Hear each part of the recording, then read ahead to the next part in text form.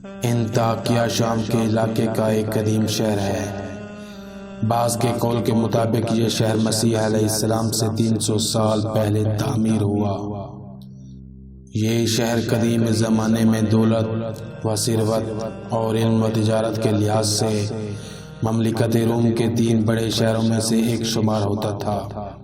شہر انطاکیہ حلب سے 100 کلومیٹر سے کچھ کم اور اسکندریہ سے تقریباً 60 کلومیٹر کے فاصلے پر واقع ہے۔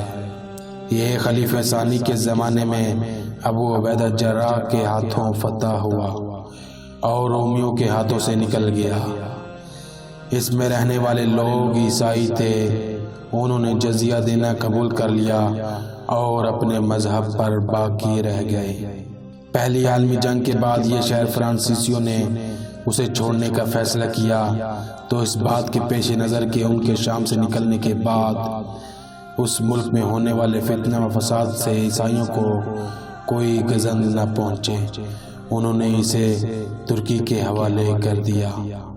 انطاکیہ عیسائیوں کی نگاہ میں اسی طرح دوسرا مذہبی شہر شمار ہوتا ہے جس طرح مسلمانوں کی نظر میں مدینہ ہے، اور ان کا پہلا شہر بیت المقدس ہے جس سے حضرت عیسیٰ علیہ السلام نے اپنی دعوت کی ابتدا کی، اور اس کے بعد حضرت عیسیٰ علیہ السلام پر ایمان لانے والوں میں سے ایک گروہ نے انطاکیہ کی طرف ہجرت کی اور پولس اور برنابا شہروں کی طرف گئے۔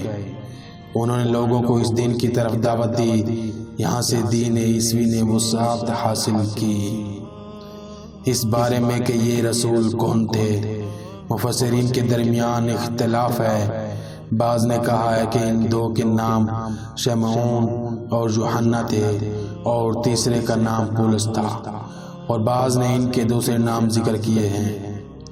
اس بارے میں بھی مفسرین میں اختلاف ہے کہ وہ خدا کے پیغمبر اور رسول تھے یا حضرت مسیح علیہ السلام کے بھیجے ہوئے اور ان کے نمائندے تھے، اور اگر خدا یہ فرماتا ہے کہ ہم نے انہیں بھیجا تو اس کی وجہ یہ ہے کہ مسیح علیہ السلام کے بھیجے ہوئے بھی خدا ہی کے رسول ہیں۔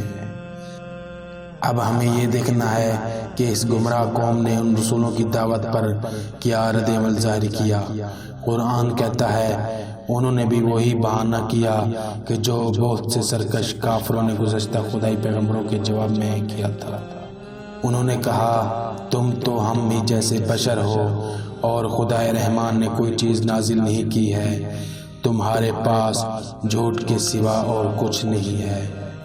اگر خدا کی طرف سے کوئی بھیجا ہوا ہی آنا تھا تو کوئی مقرب فرشتہ ہونا چاہیے تھا، نہ کہ ہم جیسا انسان۔ اور اسی امر کو انہوں نے رسولوں کی تکذیب اور فرمان الہی کے نزول کے انکار کی دلیل خیال کیا، حالانکہ وہ خود بھی جانتے تھے کہ پوری تاریخ میں سب رسول نسل آدم علیہ السلام سے ہی ہوئے ہیں، اور ان میں حضرت ابراہیم علیہ السلام بھی تھے کہ جن کی رسالت سب مانتے تھے۔ یقیناً وہ انسان ہی تھے۔ اس سے قطع نظر کیا انسانوں کی ضروریات، مشکلات اور تکلیفیں انسان کے علاوہ کوئی اور سمجھ سکتا ہے۔ بہرحال یہی پیغمبر اس گمراہ قوم کی شدید اور سخت مخالفت کے باوجود مایوس نہ ہوئے، اور انہوں نے کمزوری نہ دکھائی، اور ان کے جواب میں کہا ہمارا پروردگار جانتا ہے کہ یقیناً ہم تمہاری طرف اس کے بھیجے ہوئے ہیں، اور ہمارے ذمہ تو واضح اور آشکار طور پر ابلاغ رسالت کے علاوہ اور کوئی چیز نہیں ہے۔